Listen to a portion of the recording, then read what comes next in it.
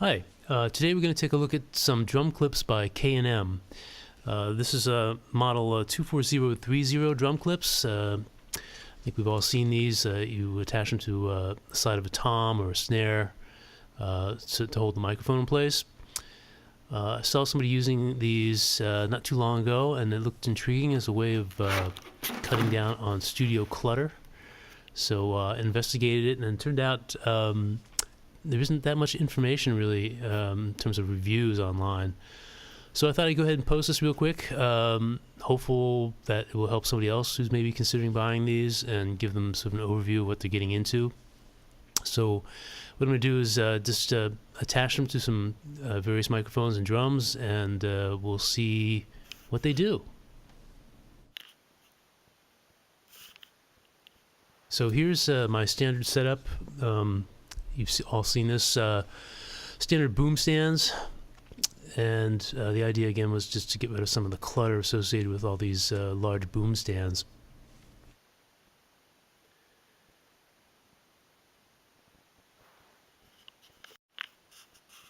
Okay, so here is the K&M clip, and this particular mic is an AKG D220. It is a tom mic, so it's a small mic. Placement is very easy to do. Can get it in the right direction to pick up the attack of the tom pretty easily. Also works pretty well with an SM57 in terms of the tom. It does anyway, and this worked really well. Placement was easy. Got it exactly where I needed it to be. Didn't see any problems with working with an SM57, at least on the toms. And this is with Somatics. I think that's a D2 on there. Again, K&M clips worked really well with these mics.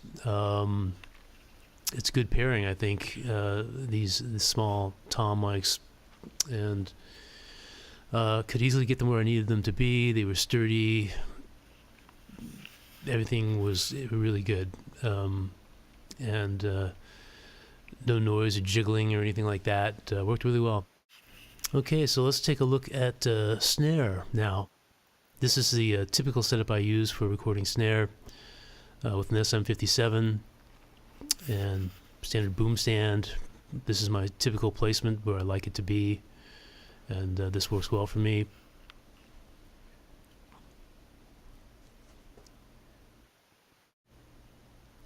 And here we are with the K&M, and you can see this doesn't look too nice.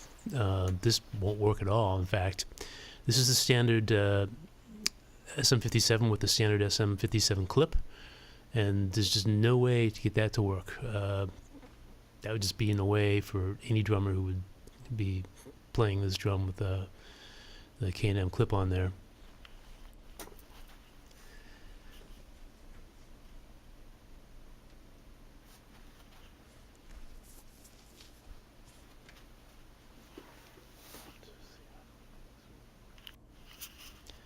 So here it is with the same mic with a universal clip, which allows me to get the placement a little better with the SM57. This is much better, but clearly still not workable. It's too high, and it's hitting the bottom of the hi-hat, which could vary a little bit depending on the way your drummer sets up his kit.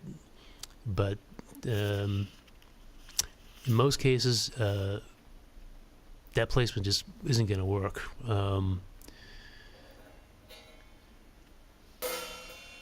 So the mic is a little higher than is going to be able to work, I think, for your standard drummer. And as far as pointing it to the right spot on the head, just doesn't work. For me, it doesn't. So we moved it over to in between the hi-hat and the tom. That gives us a little more headroom. But I think for your average drummer, it's still going to be really in the way.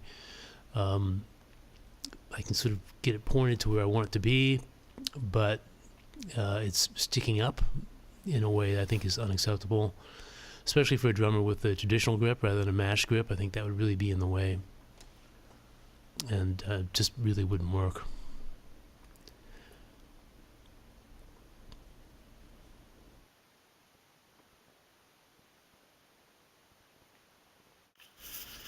Here it is with Sennheiser. This is I think it's an E905. Another small snare mic. This works a little bit better. This would work, probably. Still a little bit in the way, but better. Might work for a lot of drummers. But I don't think I would really be happy with this. And I moved it back under the hi-hat, which is my preferred setting. And it works, as long as I use the right angle XLR cable on it. Still higher than I really like it to be, and not pointed exactly where I'd normally want to do it, but I think this would work.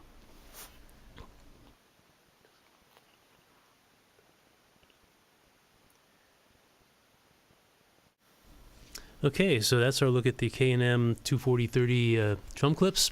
I really like them. They work well in my studio. Make life a lot easier, I think, and drummers have been pretty comfortable with them. They worked out well. I don't think I'll be using them on snare, but for toms, they're really, really excellent. Come in handy. I wouldn't say they were super heavy duty, but they do seem robust. I would expect them to last a long time. Haven't seen any problems with them. Anyway, that's the overview. I hope this was useful to you, and thanks for watching.